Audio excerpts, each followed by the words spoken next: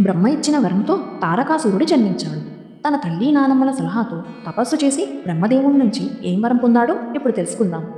బ్రహ్మదేవుడు ఇచ్చిన వరం ప్రకారం కొన్నాళ్లకి వజ్రాంగుడి భార్య వరాంగి ఒక కుమారుణ్ణి ప్రసవించింది. ఆ బాలుడు పుట్టగానే చేసిన రోదనకి ముల్లోకాలు కంపించాయి.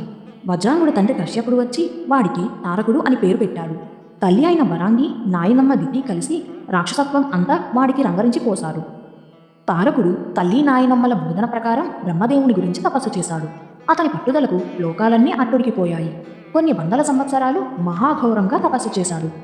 తరువాత బ్రహ్మదేవుడు ప్రత్యక్షమై ఏం వరం కావాలో కోరుకోమన్నాడు. అప్పుడు తారకాసురుడు వల్లమాలిన శక్తి కావాలి, విశ్వవిజేతను కావాలి, విష్ణువు చేతిలో చావకూడదు, అలాగని శివుడి చేతిలో కూడా చావకూడదు, అసలు నీ సృష్టిలో దేనివల్ల చావకూడదు, నిత్య తపస్వి సతీవియోగి పరమవిరాగి అయిన శివుని వీర్యం వల్ల ఎవరైనా పురుషుడు పుడితే వారి శస్త్రం వల్ల తప్ప నాకు మరణం ఉండకూడదు అని కోరాడు. శివుని భార్య సతీ సంతానం లేకుండా మరణించిందని, శివుడికి మళ్ళీ వివాహం చేసుకునే ఆలోచన లేదని అతనికి తెలుసు. ఇంకా తప్పనిసరి అయి వరం ఇచ్చి బ్రహ్మదేవుడు తన నిజధామానికి వెళ్ళిపోయాడు.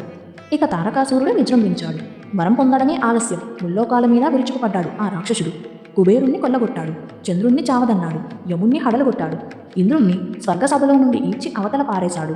దేవతలంతా బ్రహ్మదేవుణ్ణి ఆశ్రయించారు. బ్రహ్మదేవుడు వాళ్ళతో సహా వెళ్ళి విష్ణుమూర్తిని ఆశ్రయించాడు. దేవతలు బ్రహ్మదేవుడు చెప్పినదంతా విని విష్ణుమూర్తి కదిలి విరిచాడు. వాడు నా పద్దులోని ప్రాణి కాదు, ఇది నా వల్ల అయ్యే పని కాదు. శివవీర్య సంజాతకుడు తప్ప తారకుడిని జయించేవాడు లేకుండా బ్రహ్మదేవుడే వరం ఇచ్చాడు.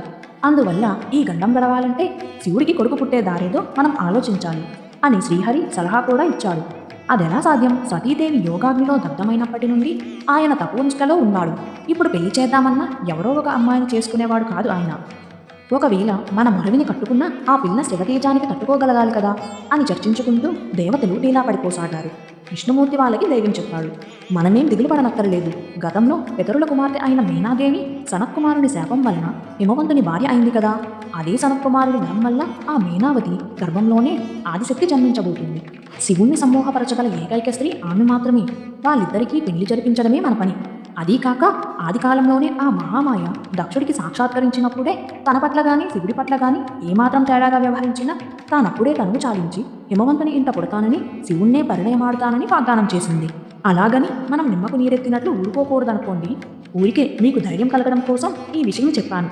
తక్షణమే వెళ్ళి హిమవంతుడిని భార్యాసహితుడై పరాశక్తిని అర్చించమని చెప్పండి. అన్నీ అనుకూలపడతాయి అని విష్ణువు చెప్పడంతో బృందారకులు సరాసరి హిమవంతుడి దగ్గరకు బయలుదేరారు.